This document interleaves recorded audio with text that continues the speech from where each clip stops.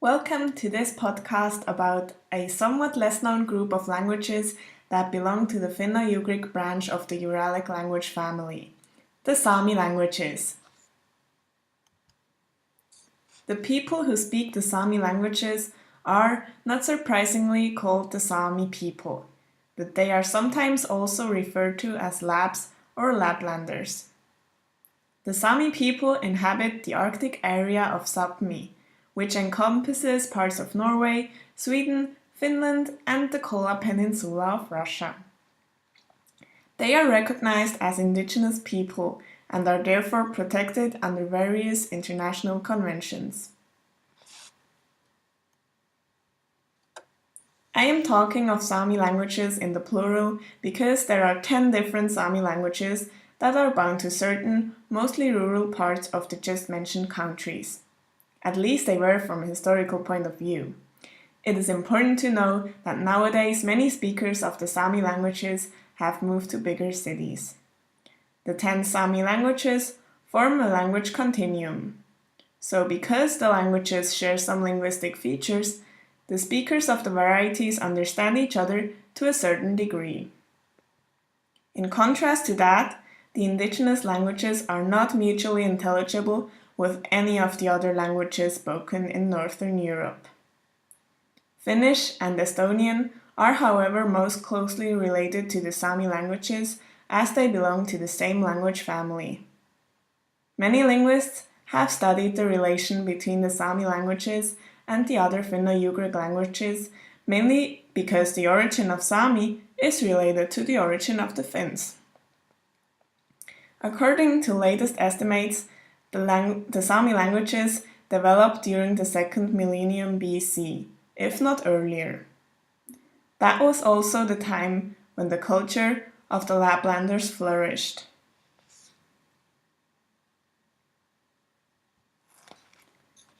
The SAMI people originate from hunter-gatherer tribes.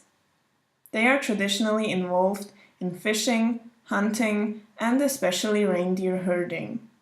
However, nowadays only around 10% of SAMI are devoted to reindeer herding. The number of SAMI is estimated to be something around 150,000. Nevertheless, there are way less speakers of the 10 SAMI languages than that. There are, however, differences in the amount of speakers per language variety. In most SAMI communities, around 25 to 30% of the group representatives are able to speak their respective indigenous language. But this is just an estimated number. In reality, there is even one variety of the SAMI language that has already lost its last speaker. Here you can see a table which shows the amount of speakers of each SAMI language. The total number of actual speakers is said to be around 35,000. This table shows very nicely that Norway has more SAMI speakers than the other 3 countries. So while Norway has around 25,000 speakers, Sweden has about 8,000, Finland about 2,700, and Russia only about 600 speakers of the SAMI languages. The majority of SAMI, so around 90%, speak a variety that is called North SAMI. As Rasmussen and Nolan point out, of the 9 other varieties, only Lule SAMI might have more than 1,000 speakers. Lule SAMI is, like the table shows, spoken in Norway and Sweden. Ter, Pite, and Umesami all have less than 30 speakers, and most of them are already in an older age. In 2011, Umesami was just spoken by one family, so the vitality of the language is dependent on intergenerational transmission of just a few people. The rest of the SAMI varieties listed on this table, so Kildin, Inari, Skolt, and South SAMI, have approximately 300 to 1,000 speakers. Even though these languages seem to be extremely endangered, they are not immediately threatened by extinction, mainly because they are somewhat isolated from the dominating languages. But it would be a mistake to say that the dominating languages, namely Norwegian, Swedish, Finnish, and Russian, have not influenced the Sami languages. On the contrary, up to the 20th century, the Sami population in Norway, Sweden, and Finland was basically forced to assimilate to the ruling languages because of language policies. I haven't mentioned Russia on purpose because I'm going to look at the way Russia handled the Sami languages later in this podcast. So in the other three countries, the indigenous groups who spoke Sami languages had to face negative attitudes and therefore suppressed their own culture because of shame or fear. One of the reasons why this happened was because of the common nationalist thinking of that time. As said by Rasmussen and Nolan, the national states gained control over the Sami through taxation, borders, missionary and other administrative efforts, as well as the relocation of so-called civilized citizens into many Sami communities. Like many indigenous groups all over the world, the Sami people were seen as a foreign element in the nation-state and were forced to settle down permanently in one of the northern European countries, even though their lifestyle used to be mostly nomadic. In addition to that, they lost all rights to the land they had used for centuries for reindeer herding, hunting and fishing, because they belonged to a nation now. All of this happened during the mid-19th century. Sami were considered to be inferior people, hence all three Nordic countries hardened their language policy towards the Sami population. For example, in Norway, the use of Sami languages was prohibited in schools, plus only people with Norwegian as their native language were allowed to buy land. The authorities of Norway believed that assimilation was the only way to civilize the Sami people, and they clearly treated the indigenous communities as if Norwegians were a racial superiority. In Finland and Sweden, Sami had to endure similar conditions.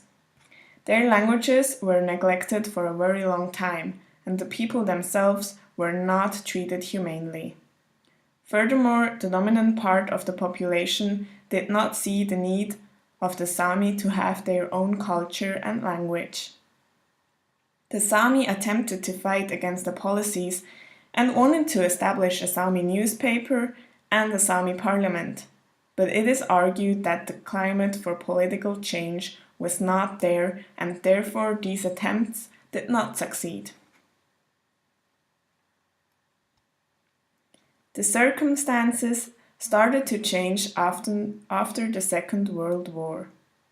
According to Stordal, the German occupation in Norway had influenced people's thinking about indigenous groups like the Sami. The population of Norway started to feel solidarity through the threat of another nation, so the idea of superiority lost importance. In 1963, the Norwegian parliament accepted the Sami as equal members of the nation, and 4 years later, Sami was introduced as the language of instruction in the first school. Rasmussen and Nolan claim that during the next 2 decades, the Sami experienced many improvements regarding their rights. Just to name a few examples, the Sami established several organizations, a parliament, and in 2008, so quite recently, the Norwegian parliament officially announced that every Sami child has the right to be educated in Sami. Nowadays, Sami people in Finland are acknowledged as indigenous people in the law, and the Sami languages are taught in public schools that are in the area of Sami communities. In Sweden, the situation is almost the same. The languages are accepted through parliamentary decision, but they are only used for education in special Sami schools. In addition to that, Sami people are allowed to use their native language in contact with the authorities.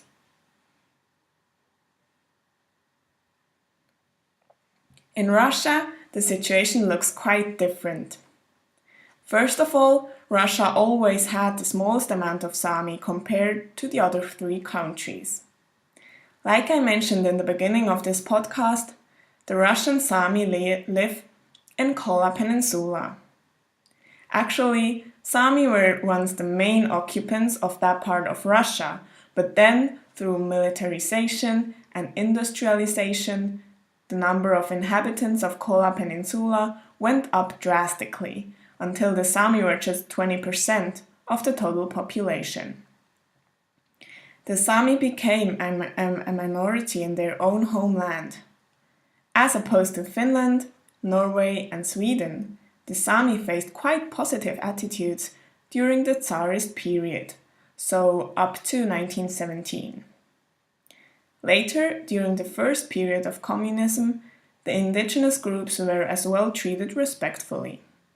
The Sami even got teaching materials in their own languages, and the Sami varieties were used as a language of instruction in elementary schools. This seems forward-thinking when compared to how other Nordic countries dealt with language minorities. However, the situation changed drastically during the Stalinist period. The terror campaigns led to the killings and imprisonment of the new sophisticated social class of Sami. Many Sami people lost their lives, and their schools and textbooks were destroyed. Needless to say, this was a low point in the history of Sami in Russia. The ones who survived were forced to move to bigger cities, and many Sami stopped speaking their mother tongue.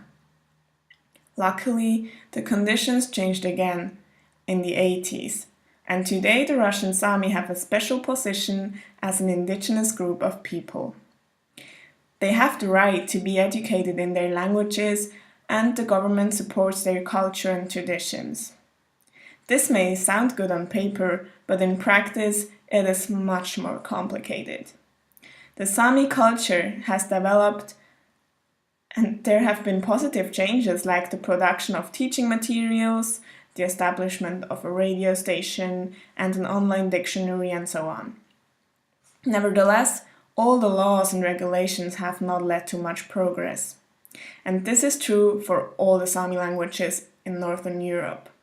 They are, like many other indigenous languages nowadays, endangered.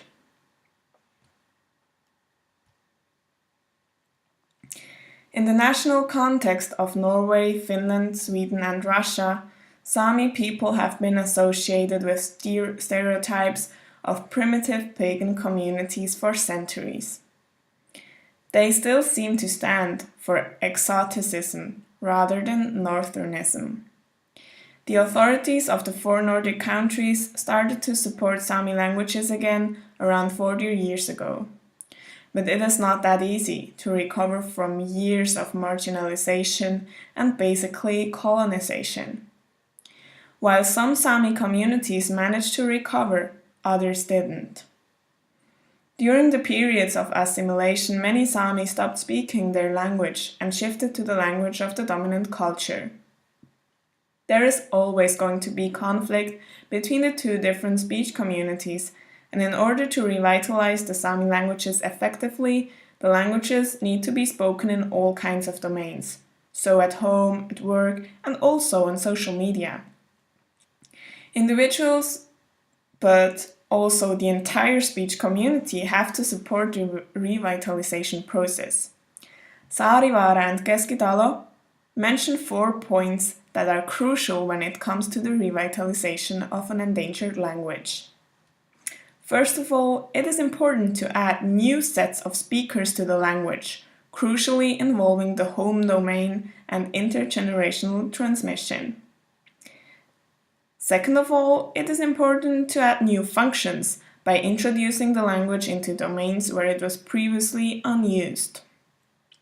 Then the language must be revived by both established speakers and neo-speakers.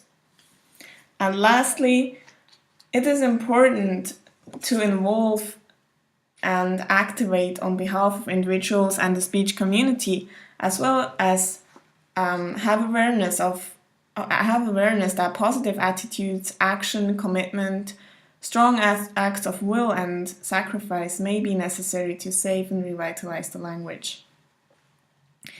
In addition to that, it is important to keep in mind that the number of speakers isn't that important, as long as they try to keep the language alive. Often language minorities that have been oppressed for a long time struggle to escape the victim role. They are hindered by the past discrimination and are therefore unable to move on. Because of shame or even laziness, many Sami haven't passed on their language to their children. Some people simply do not feel indigenous enough to learn the language of their ancestors. The positive atmosphere characterizes cultural identity within a language community, and this is why sometimes governmental or even individual efforts to save a minority language aren't enough. There is one example, one Sami variety that seems to have overcome the past. Inari Sami. Even though the Inari Sami-speaking minority only has about 350 speakers left, they have managed to revive the culture and language through Sami rap music. Mikal Antti Morotaja, or also known as Amok, is the first artist ever to rap in the Inari Sami language. Through his rap music, Amok builds a bridge between the modern Western world and the Northern ethnic group. Two contrary worlds are connected, and the rap music functions as an emancipatory tool to detach the Sami from stereotypes. But at the same time, it sustains cultural heritage of the ethnic group, because music has always been a very important part of the Sami culture. An important message of this excursion is that music has remarkable emancipatory potential and that language revitalization doesn't always have to be a political matter. Sami languages are clearly language minorities, and the indigenous people have suffered a lot in the past, but the languages are not severely endangered. Even on the Ethnologue website, Inari Sami is labeled as provincial. So the language is used in education, work, mass media, and government within major administrative subdivisions of a nation. It does not seem as if the Sami languages would die anytime soon, but I personally think it would be highly beneficial for the development of the Sami communities if the people could let go of the negative attitudes that are attached to their language and to their culture. The example of Inari Sami shows exactly how important it is to embrace new ways of thinking to create the modern Sami society that at the same time is able to preserve the heritage of a unique indigenous ethnicity. Thank you for your attention.